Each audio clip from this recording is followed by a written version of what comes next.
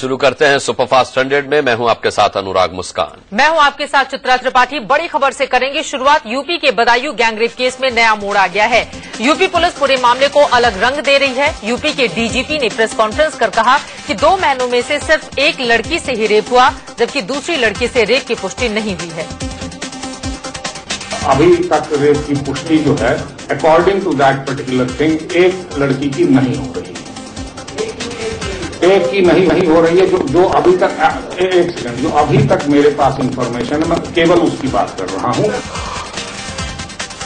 Gangrape case को घुमाते हुए पुलिस का दावा है कि वारदात की वजह संपत्ति का विवाद हो सकती है।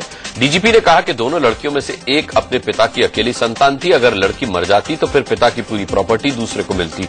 हत्या का एक मकसद ये भी हो सकता है।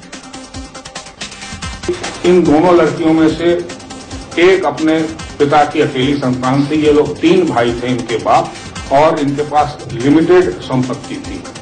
तो अगर यह लड़की नहीं रह जाएगी तो शेष कुछ लोगों को फायदा होने का एक ये मोटिव हो सकता है।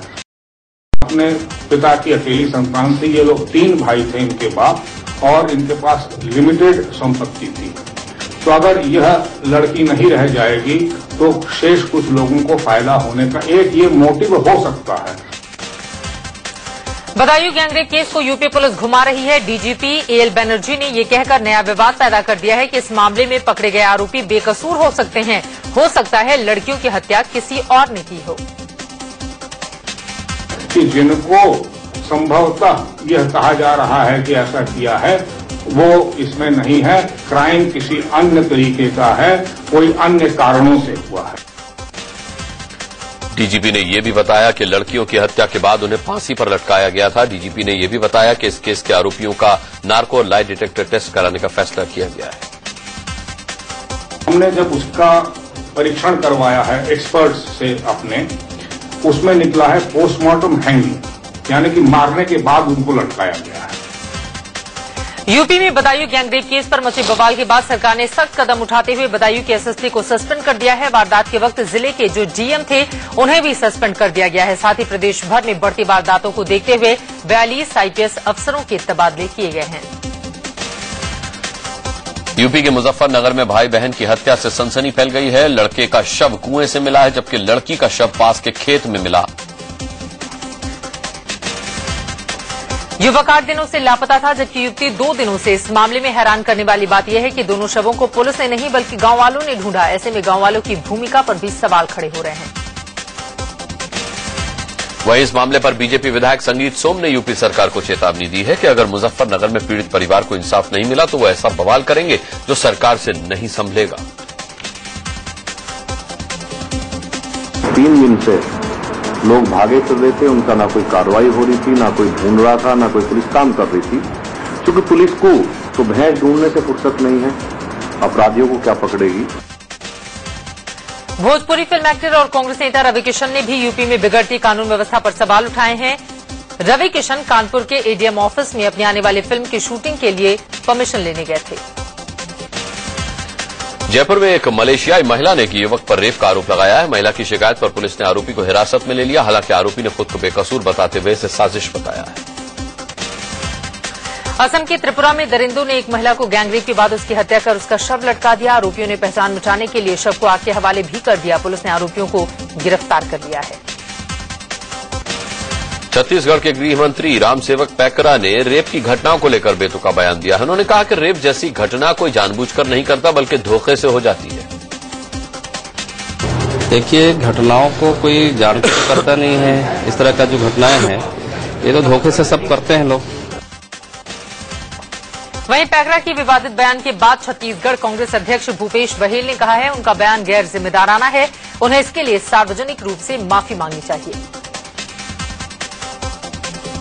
रामसेवक पैकरा का बयान निश्चित रूप से बहुत ही गैर जिम्मेदाराना है। से पूरे छत्तीसगढ़ की जनता से, महिला जगत से माफी मांगनी चाहिए। मुंबई में कल से मेट्रो सेवा शुरू होने वाली है, लेकिन इसके किराए को लेकर विवाद खड़ा हो गया है। किराया कम करने को लेकर महाराष्ट्र सरकार और रिलायंस सामने सामने आ गए हैं। मुख्यमंत्री पृथ्वीराज चौहान ने कहा कि अगर किराया कम नहीं हुआ तो वो कल उद्घाटन समारोह में नहीं जाएंगे। मेट्रो की किराए को लेकर रिलायंस और सरकार में ठन गई है। महाराष्ट्र सरकार जहां न्यूनतम 9 रुपए और अधिकतम 13 रुपए किराया रखना चाहती है, तो वहीं रिलायंस न्यूनतम 10 और अधिकतम 40 रुपए किराया रखने पर अड़ी है। किराए के इस विवाद से मुंबई करों को मेट्रो के तोहफे पर संकट के बादल घिरते दिख रहे हैं। रविवार यानी कि कल से पहले फेज में दौड़ने वाली मेट्रो दौड़नी है। वर्सोवा से घाटकोपर के बीच ये सेवा शुरू होनी है। वर्सोवा से घाटकोपर के बीच 11 किलोमीटर का फासला है, जिसे मेट्रो 21 मिनट में तय करेगी। मुंबई मेट्रो सुबह 5:30 बजे से रात 12 बजे तक लोगों के लिए चलेगी। हर 4 मिनट पर एक मेट्रो चलेगी और उसका किराया 10 रुपए से 40 रुपए के बीच होगा। मुंबई की पहली मेट्रो वर्सोवा से घाटकोपर के बीच एक दिन में 200 से 250 फेरे लगाएगी। मेट्रो अभी शुरू नहीं हुई, लेकिन इसका श्रेय लेने की होड़ लग गई है। एनसीपी नेताओं और कार्यकर्ताओं ने घाटकोपर स्टेशन पर पहुंचकर नारियल फोड़ा और लोगों को पेड़े बांटे। एनसीपी का कहना है कि मेट्रो कांग्रेस और उसकी कोशिशों का नतीजा है।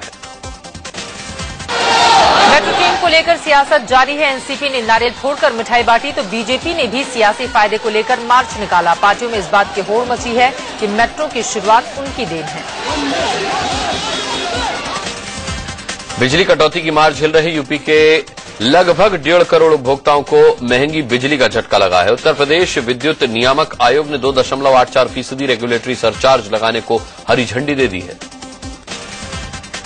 2.84% रेगुलेटरी सरचार्ज के बाद अगर आपका बिजली का बिल 1,000 रुपए आया, तो उस पर आपको 28 रुपए 40 पैसे रेगुलेटरी सरचार्ज के रूप में देने होंगे। इस तरह से आपका बिजली का बिल 1,000 की जगह अब करीब 1,028 रुपए हो जाएगा।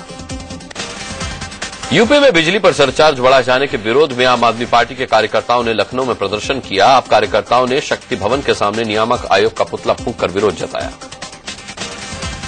भीषण गर्मी के बीच दिल्ली में बिजली कटौती से लोगों का हाल बेहाल है। कई इलाकों में हर दिन 4 से 5 घंटे की बिजली कटौती हो रही है। लोगों का कहना है कि 2 महीने पहले ही बिजली महंगी कर दी गई, बावजूद इसके गर्मी में पर्याप्त बिजली नहीं मिल पा रही।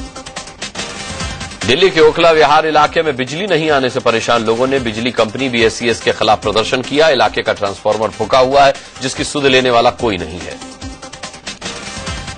वहीं दिल्ली में बिजली कटौती से कोहराम मचा हुआ है। यहां के तुर्कमान गेट इलाके में बीती रात लोगों ने जमकर हंगामा किया। बेतहाशा बिजली कटौती से नाराज लोगों ने बिजली विभाग के खिलाफ जमकर नारेबाजी की और सड़क जाम कर अपना विरोध जताया।